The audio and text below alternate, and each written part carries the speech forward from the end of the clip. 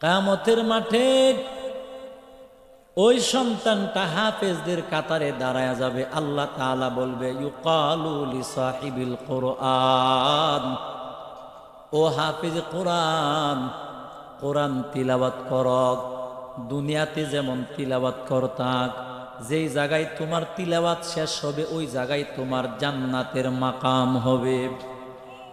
নবী বলেন, হাফেজ কোরআনরা তিলাওয়াত করতে করতে জান্নাতের দিকে যাবে। ওই যে 10 পারা পড়ার পরে সন্তানটা মারা গেছিল, ওই সন্তানটাও হাফেজদের কাতারে দাঁড়ায়া যাবে। আল্লাহর বান্দারা বলবে, গোলাম, তুমি তো আমার সঙ্গে মাদ্রাসায় ছিলা, কই তুমি তো পরিপূর্ণ হাফেজ হও নাই। 10 পারা পড়ার পরে আল্লাহ তাআলা তোমাকে মরণ দেয়া দিল। এই বান্দা, তুমি হাফেজে কোরআন কেমনে হইছ? এখন তুমি কেমনে আমাদের সঙ্গে জান্নাতে যাও? আল্লাহ পাক রব্বুল আলামিন ডাক দিয়া বলবেন, ও হাফেজে কোরআনের দল, এই ছাত্ররা তোমাদের সঙ্গে ছিল, আমি আল্লাহ তাকে হায়াত দেই নাই, আমি আল্লাহ তাকে মরণ দিয়েছিলাম। যদি হায়াত দিতাম 30 পারা কোরআনের হাফেজ হইতো। আমি বন্দাকে মরণ দিলাম, বন্দা কবরে চলে আসলো। আমার বন্দার পাক্কা নিয়তের বরকতে আমি আল্লাহ অন্ধকার কবরে ফেরেশতা দিয়া বন্দাকে হাফেজে কোরআন বানায়া আমি আল্লাহ আজকে কিয়ামতের মাঠে হাফেজের সম্মান দিয়া আমি আল্লাহ তোমাদের সঙ্গে তাদেরকেও জান্নাতি বানায়া দিলাম।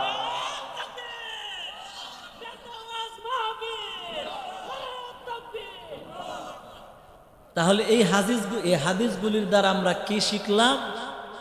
নেক আমল করতে পারি বা না পারি, পাক্কা নিয়ত করতে হবে। বলেন, পাক্কা নিয়ত করতে হবে। পাক্কা নিয়ত করার পরে ওই আমলটা করার আগে যদি মারাও যায়, আল্লাহ আমাকে ওই আমলের সওয়াবও দিবে, ওই আমলের সম্মানও দুটোটাই দিবে। সুবহানাল্লাহ। একটা আমলের ক্ষেত্রে যখন বন্দার নিয়তের ভিতরে বেজাল থাকে, তখন ওই আমলটা বন্দা করতে পারে না, শয়তান তারে করতে দেয় না। এজন্য হাদিসে পাকে নবী বলেন, বন্দা নেক আমল করার জন্য পূর্ব শর্ত হলো পাক্কা নিয়ত করা লাগবে। যখন কোনো বান্দা একটা নেক আমলের জন্য পাক্কা নিয়ত করবে, তখন ওই পাক্কা নিয়তের বরকতে বাস পাক্কা নিয়তের বরকতে ওই আমলটা করার জন্য তৌফিক বান্দাকে কে দেন? আল্লাহ। মাহফিলে বসছেন, গভীর মনোযোগ দিয়া কথাগুলি শুনেন। আমার গলার অবস্থা তেমন ভালো না, আমি শর্টকাট কথা বলবো, বুঝার চেষ্টা করেন, লাভ হবে। আমরা সব সময় কথাটা বলি যে বন্দাকে আল্লাহ নেক আমলের জন্য তৌফিক না দিলে বন্দা নেক আমল করতে পারে না, এটা আমরা জানি। এই কথাটা হলো অর্ধেক। পরিপূর্ণ কথাটা হলো বন্দাকে তৌফিক দেওয়ার দায়িত্ব আল্লাহর বা মালিক আল্লাহ। আল্লাহর তরফ থেকে বন্দা নেক আমলের তৌফিকটা পাওয়ার জন্য বন্দার একটা দায়িত্ব আছে। বন্দার দায়িত্বটা হলো, বন্দা যখন কোনো নেক আমলের জন্য পরিপূর্ণ পাক্কা নিয়ত করবে, তখন আল্লাহ বন্দাকে ওই আমলের তৌফিকটা দান করবে। তাহলে বলতে থাকলে বলেন, নেক আমলের জন্য পাক্কা নিয়ত করা আল্লাহর দায়িত্ব না বন্দার দায়িত্ব? বন্দার। আর তৌফিক দেওয়া কার দায়িত্ব? আল্লাহর। ইযা ফাতা শারত ফাতাল মাশরুত। বন্দা আল্লাহর তরফ থেকে তৌফিক পাওয়ার জন্য শর্ত হলো পাক্কা নিয়ত করা। যদি বন্দা পাক্কা নিয়ত করে আল্লাহ তৌফিক দিবে, নিয়ত না করলে আল্লাহ তৌফিক দিবে না। কেন? মানুষ নিয়ত করে ওই জায়গা থেকে, বলেন নিয়ত করে দিল থেকে না। নবী বলেন, শয়তান মানুষকে ওয়াসওয়াসা দেওয়ার প্রথম জায়গা হলো এই দিল। নবী বলেন, বন্দা যখন নিয়তের ভিতরে দুর্বলতা রাখে, যে আমলটা আচ্ছা ঠিক আছে দেখা যাক, যদি সুযোগ হয় করব, না করলে নাই, মানে নিয়তে দুর্বলতা, নিয়তের মধ্যে দুর্বলতা থাকলে ওই দুর্বল জায়গাটায় শয়তান ওয়াসওয়াসা দেয়। নিয়তে দুর্বল থাকলে শয়তান কোনো না কোনো ভাবে ওই নেক আমলটা থেকে বন্দাকে সরায়া তারপরে সারে। এই জন্য মাহফিলে বৈশা যে আমি কোরআনের আলোচনা করব বা আমরা কোরআনের আলোচনা শুনব, এই জন্য আমাদের এইটা হলো আমল। এই আমলটা করার জন্য পাক্কা নিয়ত করতে হবে। তাহলে কোরআন ও হাদিসের আলোচনা শোনার যে আমলটা, ওই আমলটা করার তৌফিক আমাদেরকে বলেন কে দিবেন? আল্লাহ। তাহলে আজকের থেকে আমরা কি শিখলাম? নেক আমলের তৌফিক আল্লাহ দিবে, বন্দার দায়িত্ব পাক্কা নিয়ত করা। বন্দা পরিপূর্ণ নিয়ত না করলে আল্লাহ তৌফিক দিবে না। বন্দা পরিপূর্ণ নিয়ত করলে আল্লাহ তৌফিক দিবে, বন্দা আমলটা করতে পারবে। এটা হলো একটা। 2 নাম্বার হাদিসের ব্যাখ্যা ভালো করে বুঝেন। নবী বলেন, নেক আমল করার পাক্কা নিয়ত করার পরে যদি কোনো বান্দা ওই নেক আমলটা করতে না পারে, এর আগে যদি বান্দা কোনো কারণে মারা যায়, ওই নেক আমলের সওয়াব বান্দাকে আল্লাহ কিয়ামতের মাঠে দিবে। ওই আমলটা করলে যে সম্মান, আমলের সম্মান দিয়া আল্লাহ বান্দাকে জান্নাতি বানায়া দিবে। যেমন একজন মানুষ, মনে করেন গরিব মানুষ, মরণ পর্যন্ত গরিব, সারা জীবন চেষ্টা করছে হজ করার জন্য কিন্তু পারে নাই। নবী বলেন, কিয়ামতের মাঠে আল্লাহ পাক রব্বুল আলামিন বলবে, ও ফেরেশতারা, আমার ওই বান্দাগুলিকে জান্নাতের মেহমান বানায়া দাও। পয়গম্বর রহমাতুল লিল আলামিন বলেন, উম্মত, ওই সমস্ত মানুষদেরকে আল্লাহ তাআলা বলবে, ও ফেরেশতারা, আমার ওই বান্দাগুলিকে জান্নাতি বানায়া দাও। দুনিয়ার যে মানুষগুলি তারা বলবে, ফেরেশতারা, ওই মানুষগুলিকে জিন্দিগিতে দেখলাম না বাইতুল্লাহ যাইতে। ওই মানুষটা মরণ পর্যন্ত ভ্যান চালাইতো, ওই মানুষটা মরণ পর্যন্ত রিক্সা চালাইতো, ওই মানুষটা মরণ পর্যন্ত দুর্বল ছিল, গরিব ছিল। বান্দা মরণ পর্যন্ত বাইতুল্লাহ যাওয়ার সুযোগ তার হয় নাই। ওই বান্দা কেমনে হাজী সাহেবের কাতারে দাঁড়াইলো, ওই বান্দাকে আল্লাহ কেমনে হাজী সাহেবের সম্মান দিল। আমরা তো মরণ পর্যন্ত দেখলাম সে গরিব মানুষ ছিল, আল্লাহ তাকে হাজী সাহেবের সম্মান দিয়া আল্লাহ কেন বান্দাকে জান্নাতি বানাবার ফায়সালা দিল বুঝলাম না।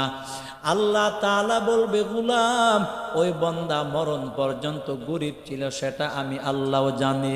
আমার বান্দাকে মরণ পর্যন্ত আমি আল্লাহ গরিব বানায় রাখলাম।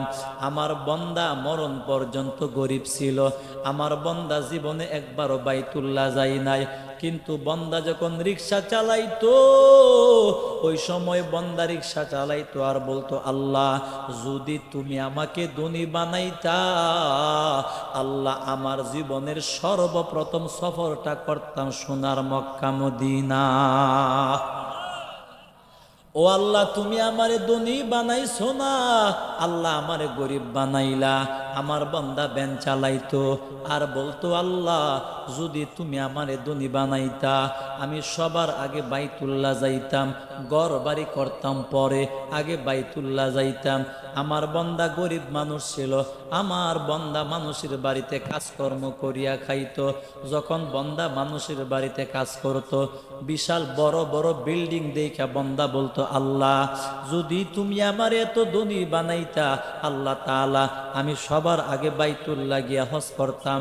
আমার আল্লাহ বলবে, ফেরেশতারা, ও বান্দা, আমার বান্দাকে মরণ পর্যন্ত ধনী বানাই নাই, আমার বান্দাকে মরণ পর্যন্ত আমি আল্লাহ গরিব বানায় রাখলাম। কিন্তু আমি আল্লাহ জানি 100% আমার বান্দার নিয়তের ভিতরে চুল পরিমাণ বেজাল ছিল না। আসলে যদি আমি আল্লাহ আমার বান্দাকে ধনী বানাইতাম, সর্বপ্রথম আমার বান্দা আসলে বাইতুল্লাহ যাইতো। তো বান্দাকে ধনী আমি আল্লাহ বানাই নাই, যদি বানাইতাম বান্দা যাইতো। 100% নিয়ত পাক্কা ছিল। আমার বান্দা নিয়তের বরকতে বান্দা দুনিয়াতে হজ করতে পারে নাই, কিন্তু নিয়ত ছিল যাইব ধনী হইলে। আমি আল্লাহ আমার বান্দার নিয়তের বরকতের জন্য কিয়ামতের মাঠে আমার বান্দাকে হাজী সাহেবের সম্মান দিয়া আমি আল্লাহ জান্নাতি বানায়া বন্দারে জান্নাতে যাওয়ার ওয়াদা দান করলাম। তাহলে কি বুঝলেন? নেক আমল করার পাক্কা নিয়ত কইরা বন্দা মারা গেলেও আল্লাহ তাআলা তাকে সম্মান দান করবেন। এজন্য নবী বলছেন, নেক আমলের নিয়ত করলে 1 গুণ সব। বলেন কয় গুণ? 1 গুণ। নেক আমলটা করার পরে 10 গুণ সব কে দিবেন? হাদিসে পাকে আসছে, নবী বলেন, গুনাহ বন্দা গুনার নিয়ত আমরা করি না, অনেক সময় গুনার নিয়ত করে ফেলি। গুনার নিয়ত করলে ফেরেশতারা গুনাহ লেখে না, লিখতেছে, আল্লাহ বলে লিখো না, গুনাহ তো এখনো করছে না, করুক না। বন্দা গুনার নিয়ত করলে ফেরেশতারা গুনাহ লেখে। আমার কথা বুঝেননি আপনারা? মূর্তির মতো ছাই রয়েছে। আমি একটা প্রশ্ন করলাম, জবাবটা তো দিবেন। বন্দা গুনার নিয়ত করলে গুনাহ লেখে, এই না শব্দটা জোরে বললে কি তা গুনাহ হয়? আমাদের অভ্যাস আসলে খারাপ হয়ে গেছে, চরিত্র খারাপ, এটা বাস্তব। আমি পুরাটা দেশ ঘুরি তো আমার একটা অভিজ্ঞতা আছে। আমার গতকালকের প্রোগ্রাম ছিল ভাবনা, ওই পাগলের দেশ। আমি কালকে গিয়া বুঝলাম বাস্তবতা, খুব কষ্ট। আমার গলার এই অবস্থা আজকে কেন? এদের জন্য। আমি পরে আসার সময় বললাম যে পাগলের হাসপাতালটা ভাবনা কেন লেগে দিছে, এটা আমার এতদিনে বুঝাইছে। সবকিছু মিলায়া খুব কষ্ট লাগলো। কেন জানেন? মানুষের ভিতরে যখন দিন থাকে না, বলেন কি থাকে না? একটা মানুষের ভিতরে যখন দিন থাকে না, ইসলাম থাকে না, আমল থাকে না, ওই মানুষটা রাস্তার কুত্তার চাইতে আরো খারাপ হয়ে যায়। আপনি বললেও ঠিক, না বললেও ঠিক। একটা মানুষের ভিতরে যখন দিন থাকে, ইসলাম থাকে, আমল থাকে, নবী বলেন ওই মানুষটার সম্মান আল্লাহর কাছে ফেরেশতার চাইতেও দামি হয়ে যায়। আপনার কাছে লাগবো যে রিক্সা চালক, গরিব মানুষ, গরিব, দাম নাই, এই লোকটার দাম ফেরেশতার চাইতে বেশি কার কাছে? এই গরিব মানুষটা, এই রিক্সাওয়ালাটা কবরে গেলে ফেরেশতারা সালাম দিব, স্যার আসসালামু আলাইকুম, ফাফরিশু লাহু মিনাল জান্নাহ, জান্নাতের গালিচা বিছায়া দিব ফেরেশতারা, জান্নাতের বিছানা। আর কোটিপতি, দাড়ি নাই, ঘুষকা, সুদকা, জিনা করে, লুচ্চামি করছে সারা জীবন, দেশের টেহা চুরি করছে, আছে না এমন? হে কবরে যাইতে দেরি, জুতাটা বাইরেতে দেরি না। এই জন্য একটা কথা মনে রাখবেন, দুনিয়ার জীবনটা ক্ষণস্থায়ী, সর্বোচ্চ 60-70 বছর, এর বেশি তো আর না। আপনার আসল জীবন তো হলো কবরের জীবন, মানে পরকালের জীবন। এই ভাই আর দৌড়েন না, আল্লাহর রাস্তা আর দরকার নাই, পরে যে আমও যাইব, চলাও যাইব। একটা কথা আছে না, লইরা সইরা 12, গরবে 13, এই 10 হইব। তাহলে আমি কি বলছি বলেন? আমরা এখানে বসলাম দিন শিখার জন্য। বলেন কি শিখার জন্য? দিন শিখতে হলে আপনি বইসা থাকলে হবে না, আপনি আমার সঙ্গে জবাব দিতে হবে। এই জবাবটা আমার জন্য দিবেন না, জবাবটা দিবেন আপনি দিন শিখার জন্য। আমি এতক্ষণ যে বললাম যে হাদিসের কথাগুলি, আল্লাহ তৌফিক দেয় বন্দারে নেক আমলের তৌফিক কখন? যখন বন্দা পাক্কা নিয়ত করে, তখন, ঠিক কিনা? এটা একটা দ্বীনের কথা, হাদিসের কথা। এই কথাটা আগে জানতেননি? কথা কই না, আজকে জানছেননি? এজন্য দিন যত বেশি জানবেন, বুঝবেন, দিনের পথে চলতে তত সহজ হবে। দিন থেকে যত দূরে থাকবেন, দিনের পথে চলতে কঠিন হবে, দিনকে শক্ত মনে হবে, আসলে দিন সহজ। তাহলে নবী বলেন পাক্কা নিয়ত করবা। পাক্কা নিয়ত করার পরে বন্দা মারাও যদি যায়, ওই আমলের সওয়াব, ওই আমলের সম্মান কিয়ামতের মাঠে বান্দারে কে দিবে? আল্লাহ। সুবহানাল্লাহ বলেন। আর একটা হাদিস ছোট্ট করে বলি, আমি আলোচনায় ঢুকে যাব, ভূমিকা বলবো না। হাদিস শরীফে নবী বলেন, মাদ্রাসার মধ্যে যে ছাত্রগুলি পড়ে, অনেক ছাত্র আছে 10 পারা পড়ার পরে মারা যায়, আসেনি? নবী বলেন এই ছাত্রটা যে মারা গেল, এই ছাত্রটা তো পরিপূর্ণ হাফেজ হওয়ার নিয়তেই ভর্তি হয়েছিল নাকি? পয়গম্বর বলেন এই সন্তান যখন মারা যায়, আল্লাহ পাক রব্বুল আলামিন 2 জন ফেরেশতা কবরে নাজিল করেন বান্দা ওই সন্তানটাকে 30 পারা কোরআনের হাফেজ বানায় দেওয়ার জন্য। কিয়ামতের মাঠে ওই সন্তানটা হাফেজদের কাতারে দাঁড়ায় যাবে। আল্লাহ তাআলা বলবে ইউকালু লিসাহিবিল কুরআন, ও হাফেজ কোরআন, কোরআন তিলাওয়াত করক। দুনিয়াতে যেমন তিলাওয়াত করতাক, যেই জায়গায় তোমার তিলাওয়াত শেষ হবে ওই জায়গায় তোমার জান্নাতের মাকাম হবে। নবী বলেন হাফেজ কোরআনরা তিলাওয়াত করতে করতে জান্নাতের দিকে যাবে। ওই যে 10 পারা পড়ার পরে সন্তানটা মারা গেছিল, ওই সন্তানটাও হাফেজদের কাতারে দাঁড়ায়া যাবে। আল্লাহর বান্দারা বলবে গোলাম, এ তুমি তো আমার সঙ্গে মাদ্রাসায় ছিলা, কই তুমি তো পরিপূর্ণ হাফেজ হও নাই। 10 পারা পড়ার পরে আল্লাহ তাআলা তোমাকে মরণ দেয়া দিল। এই বান্দা তুমি হাফেজে কোরআন কেমনে হইছ, এখন তুমি কেমনে আমাদের সঙ্গে জান্নাতে যাও? আল্লাহ পাক রব্বুল আলামিন ডাক দিয়া বলবেন ও হাফেজে কোরআনের দল, এই ছাত্ররা তোমাদের সঙ্গে ছিল, আমি আল্লাহ তাকে হায়াত দেই নাই, আমি আল্লাহ তাকে মরণ দিয়েছিলাম। যদি হায়াত দিতাম 30 পারা কোরআনের হাফেজ হইতো। আমি বন্দাকে মরণ দিলাম, বন্দা কবরে চলে আসলো। আমার বন্দার পাক্কা নিয়তের বরকতে আমি আল্লাহ অন্ধকার কবরে ফেরেশতা দিয়া বন্দাকে হাফেজে কোরআন বানায়া আমি আল্লাহ আজকে কিয়ামতের মাঠে হাফেজের সম্মান দিয়া আমি আল্লাহ তোমাদের সঙ্গে তাদেরকেও জান্নাতি বানায়া দিলাম।